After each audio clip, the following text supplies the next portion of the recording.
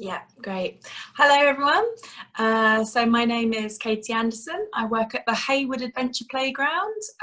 So for those of you that don't know, that's a special needs adventure playground. We're based in North London, in Islington, and we work with young people aged 6 to 25. That was great to hear about everything that's going on in Kensington and Chelsea. It's really inspiring to hear that everything that's been pushed through and made to happen. It's been quite different for us in Islington. Since the lockdown started in late March, we've had no real period of like prolonged closure. When the announcements came, we stopped our sort of regular usual sessions, so our after school groups and our Saturday groups and our weekend sessions.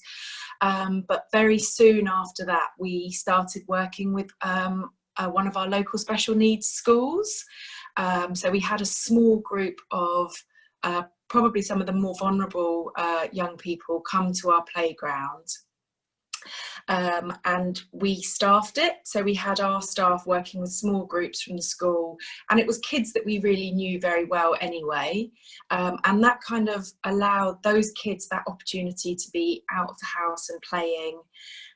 It allowed their parents some really important respite, and it also allowed the school to have a little bit more capacity in order to kind of keep the kids that they were working with already, but keep them at a distance. So we started off that just 2 days a week with a small group of 5 kids each day.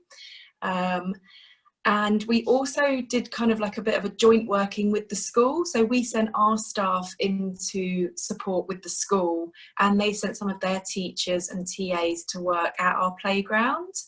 And that for us has just been a really positive experience. We feel like we've learned loads about our kids, the kids that we work with and how they are in different environments. We've shared loads of advice with the teachers and with our staff about how best to support our kids. And we've just really kind of opened up communication between the school and our setting. And that kind of initial work really helped us to kind of form our own risk assessments. So at the moment, our risk assessments are very much live documents, which we're really kind of working on and updating as we go along, and as things develop in the playground. That was kind of the starting point. And then quite soon after that, we were contacted by social workers and professionals about opening up on the weekends to do some crisis sessions, again for some of the more vulnerable kids that we work with. So maybe the looked after kids and the kids that are on child protection plans and things like that. So we started with half-day sessions on Saturdays and Sundays. And then these got full quite quickly, so they extended. So we're now doing 2 full-day sessions on a Saturday and a Sunday, and working with 12 kids each day. We're hoping as we get closer to summer to extend the numbers of people we're working with and to kind of be building up as we go along, with the idea that over summer we really would like to be working with just as many people as we can safely. We've also been working with a charity called the Felix Project, some of you may have heard of. So they're an organisation that supplies food which otherwise would have been wasted. So maybe like surplus food from supermarkets or food that has been overproduced in farms. But we've been doing weekly food boxes to loads of our families throughout lockdown. And for us, that's been a really good way of keeping in touch with families and kids. Sort of seeing them each week, even if it is only at a window or on a doorstep. We found that really helpful, and because we're in contact with them about these food deliveries, it's really easy for us to kind of update them with what's going on at the playground and hear about what's going on for them. And for some families where there has been some really difficult situations, those small bits of contact have allowed us to kind of get in touch with social workers and make, get those kids coming in when we felt they've really needed it. So for us, that's been a really positive sort of piece of work. We've also been sending out activity packs for kids, so kids that we know aren't accessing our playground or schools. And we've also been doing a weekly newsletter which kind of has activity ideas and things that kids and families can be getting on with at home. That's like an e-newsletter. And we're hoping to do some more of those packs again just before the summer, because we won't be working with the numbers of kids we usually work with. We know that there are kids that won't want to come in, and kids that that we won't be able to support because we're not working with the huge numbers that we usually work with over the summer. We did run over half term as well, so we did small sessions at Easter and continued our school work with the school and our weekend work, but for May half term we did try to kind of get back a little bit more to normality and do kind of more sort of sessions for kids at the playgrounds.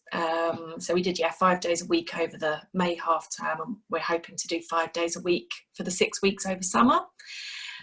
We haven't really started with bubbles, similar to the last speaker. When we were starting, bubbles weren't really a thing here, but as we're kind of going on and planning, we're thinking that rather than kind of like a specific bubble of kids, we'll be working with set kids on each day, and those that need a one-to-one worker, so those who will be working really closely with an individual member of staff, will be working with a kind of a limited pool of staff, so kind of like a small bubble within our group at the playground. I think someone just asked what activities we do, so we are an adventure playground as well, if I hadn't said that clearly at the beginning. So yeah, I think the question was about what activities you were including in your packs, because you referred to sending stuff out to families. Sorry, it just flashed up and I caught it right. So yeah, the packs were kind of arts and crafts activities, some challenges. We wanted to get a little bit of kind of like a two-way thing going. So we've asked people to upload videos and things of themselves doing things. So like maybe challenges with footballs, telling a joke, singing a song, and then when they've been happy for that to be shared, it's kind of been posted. So it's some sort of two-way involvement, not just us kind of sending things out. Okay. And we had some support. We've got a local organisation called the Toy Project, and they've been really helpful in giving us fun things to put in our packs. So again, we had some Lego and some Play-Doh, which we were able to send out. We had some toys, that like soft toys and other toys that we could include for families, and books and magazines and things like that through the Toy Project. So those packs were really positive as well. We got some really lovely feedback from families that said that it really helped over tricky times to have something for their kids to do. And similar with our newsletters, we try and include like those kind of activities when we're sending out newsletters as well. Now, there's quite a few questions, if you're happy to move on to that bit, around cleaning. So there's questions around how you're cleaning cleaning equipment and loose parts, and what your approach has been to that. So cleaning is a massive part of what we're doing at the moment. Obviously, we first of all, we kind of started by looking at our indoor spaces. We tried to take out as much of the furniture as possible. We moved our seating and our sofas around so that there was as much spread inside as possible. And we're really encouraging outdoor play. At the Hayward, we've got a fairly small indoor building, but our outdoor space is much bigger. So where possible, kids are kind of being directed to use outside spaces. And some of our smaller, like we've got a little art room and a soft play, some of our smaller spaces we're limiting to 1 or 2 people at a time. And our soft play, we're keeping it almost completely locked at the moment. We're only using it if we really do need to. And kids aren't allowed access to the kitchen at the moment. So it's quite a different kind of experience for some of our young people. But we just kind of felt if there were those sort of high risk areas where we could kind of remove some of those risks, we were probably better off. Our staff are wearing PPE for sessions. So they've got gloves and masks and aprons if they need them. And we gave staff training on using those. So just, yeah, because obviously that was a big part. Hand washing is massive at the moment. So we're asking all the kids and staff to wash their hands as soon as they arrive and throughout the session. We're also asking them to wash their hands if they've coughed or sneezed, or if staff are wiping noses and things like that. And obviously before and after personal care and food handling and all of those sorts of things, which would happen anyway.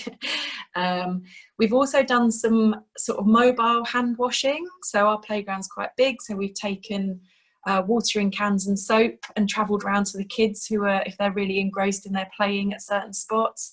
We've been doing lots of water and soap, like watery, soapy sensory play. So we've been setting up tables with big buckets of water. We've been putting fun things inside the water, so the kids kind of have to put their hands in to kind of feel what's in there, and doing lots of bubbles and lots of things like that to basically just make hand washing as easy and as fun as possible to keep our kids doing it. For the summer, we've also talked about our staff having having hand sanitizer on them, so if they are at the back of the playground they still have access. We've also talked about and looked into having some like mobile like catering sinks for kind of the more remote parts of the playground, and also just to increase access to So in terms of the social distancing rules that we're all very aware of, and obviously are waiting to hear they've completely changed this evening, how have you been factoring those into your plans? So for a lot of our young people, social distancing isn't possible. We're supporting some of our young people one-to-one where they have really high physical needs. So we're not even trying to social distance in those circumstances, but we're trying to social distance between staff and also between the young people. So we're not having huge groups in the playground at one time. I think we've got 15 is the most kids that we've had, and we're encouraging them to play separately, sort of independently, and not use equipment at the same time. We're kind of setting up different areas and having different activities. So if a young person does need persuading away from a swing or a climbing frame that someone else is on, we've got other fun things that we can offer them in other parts of the playground. We found that's kind of worked quite well. We're trying to do really fun signs. We're getting the kids involved in chalk drawings and measuring out 2 meters and drawing on the walls and painting the floors and things like that, just to kind of keep that message being repeated. But just quickly, in terms of keeping the structures clean, like if you have wooden structures, we've all heard the rumours that COVID stays on wood for 4 days, and therefore it's the worst possible thing. How have you approached that? So we've got a member of staff during the session who's allocated just for cleaning, with the idea that they're kind of moving behind as people are using play equipment and cleaning the parts of the play equipment that we can. So obviously, handles on swings, hand rests and barriers that young people are using as they go upstairs, things like that. But we're doing what we can, and we're not worrying too much about what we can't do. I think for us the focus is more on regular hand washing than it is trying to clean wood, trying to clean wooden floors, and it's just not possible. So we're doing what we can and not trying to do too much when we don't think it's possible. Okay. And another question is the PPE that your staff wearing, have you found that's having any impact on your interactions?